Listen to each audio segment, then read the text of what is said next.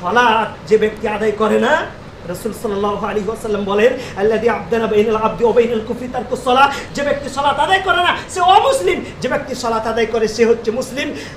এবং বলা হয়েছে লা ইউগাসসাল, তার কোনো গোসল নাই, ওয়ালা ইউকাফফান, তার কোনো কাফন নাই, ওয়ালা ইয়াকুনু ফিল জানাজা, তার কোনো জানাজা নাই, ওয়ালা ইয়াকুনু ফি মাকাবিরিল মুসলিম, মুসলমানের কবরস্থানে তার কোনো কবর দেওয়ার অধিকার নাই।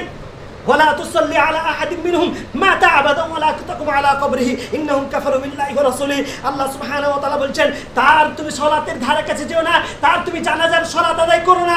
ইন্নাহুম ওয়ালা তুসাল্লি আলা আহাদিন মিনহুম মাতা আবাদান ওয়ালা তাকুম আলা কবরিহি, তার কবরের ধারে কাছে তুমি যেও না। ইন্নাহুম কাফারু বিল্লাহি ওয়া রাসূলিহি, সে এবং আল্লাহ এবং রাসূলের সঙ্গে সে সরাসরি বিদ্যাচরণ করেছে।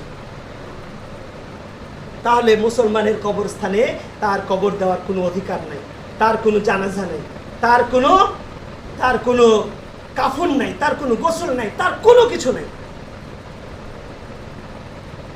আর আমরা যে ব্যক্তিগুলোকে মাটি দেওয়ার চেষ্টা করি, যার ব্যাপারে